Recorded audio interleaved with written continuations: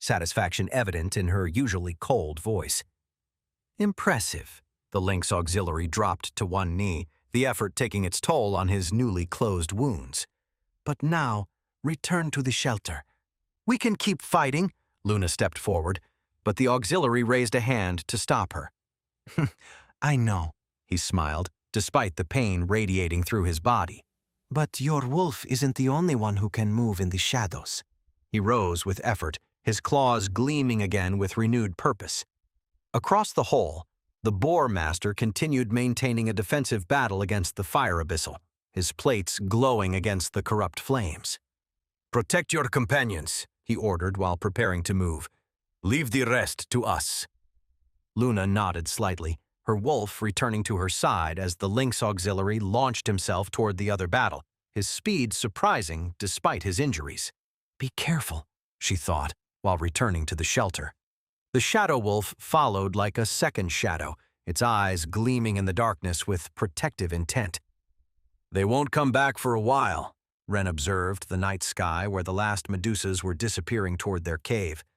We have at least an hour before they get bored of following protocol and return to hunt. Taro and Min exchanged worried looks. They knew that expression on their friend's face. He was planning something potentially dangerous. Is the illusion no longer necessary? Luna appeared near the group, her voice cold as always. There was no sign of fatigue in her, despite the intense battle she had just fought. Not for now. Ren studied the continuing battle. The auxiliaries were pressing the fire abyssal, but its corrupt flames maintained a defensive perimeter. I need you all to help the teachers. How? Min asked, his water snake coiling in anticipation. Taro, your beetle can. Ren began laying out his plan. Now you give orders? Luna's eyebrow arched slightly, but there was a glimmer of amusement in her eyes. Suggestions, Ren corrected smoothly. Taro can endure quite a bit with his beetle to defend them in case of attacks. Min, your snake can weaken the pyromancer's control from afar. Just shoot water at him. He turned to Luna, meeting her penetrating gaze. And your wolf can support the auxiliary master with the hawk. What about you? She interrupted. It was not a casual question. She had noticed something in his posture. Ren adjusted the shadow stalker skins. I have an idea, but it's complicated to explain. You're going to do something stupid. It was not a question. Her shadow wolf manifested briefly, its eyes gleaming with the same intensity as its owners. Probably, Ren admitted with a small smile that did nothing to ease their concerns. Luna studied him for a moment before turning away. Do not die. It would be annoying to miss Wei's expression when you win the bet. Trust me, Ren smiled while sliding out of the shelter. Coming from Luna, that was practically a declaration of concern. I just need to verify something. The mushrooms in his hair barely pulsed as he slipped out of the hole, leaving his friends with worried but determined expressions. They had work to do.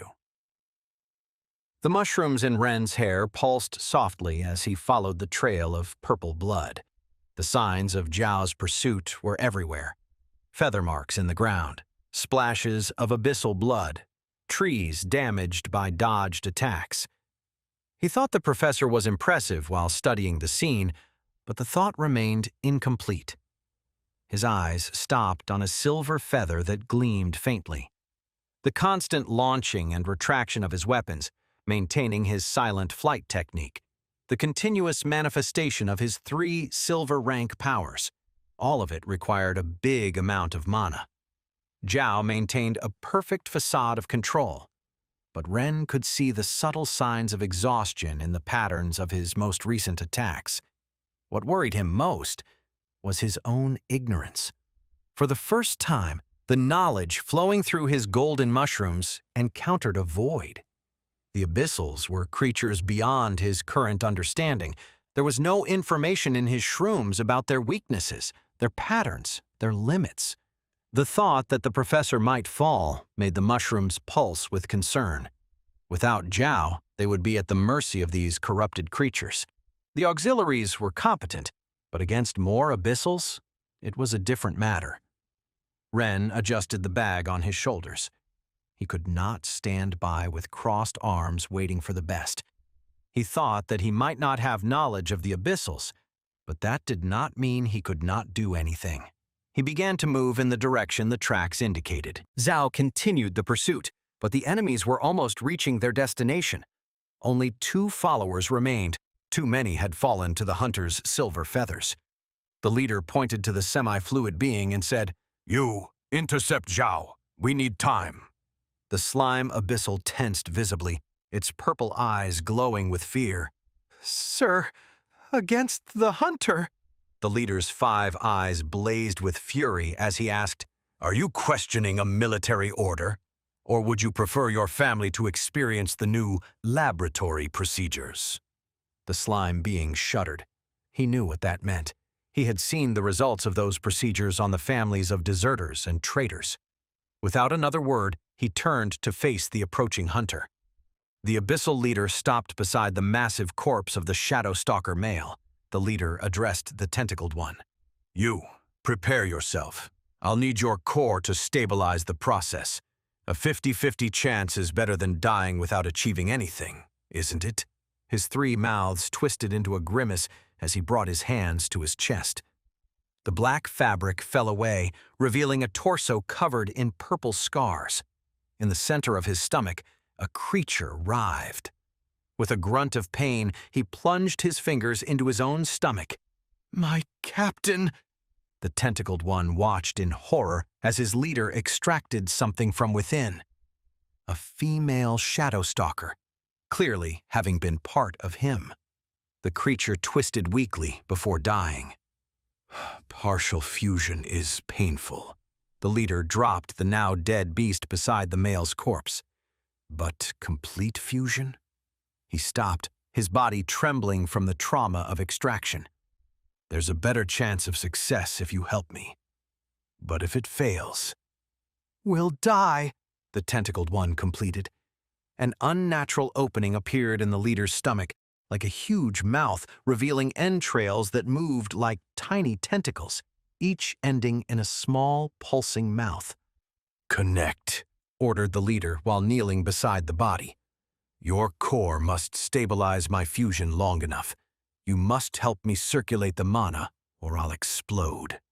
The micro-tentacles extended, connecting with the male's corpse. The abyssal groaned when chaotic energy began flowing. It was like acid running through his veins. The leader screamed in agony, arching his back when the connection completed. Corrupt energy flowed through all 3, the enormous corpse, the subordinate's core, and his own abyssal essence. Wait, that's not the end. You've just had a free taste. Now get the full story on the Pocket FM app, link in description.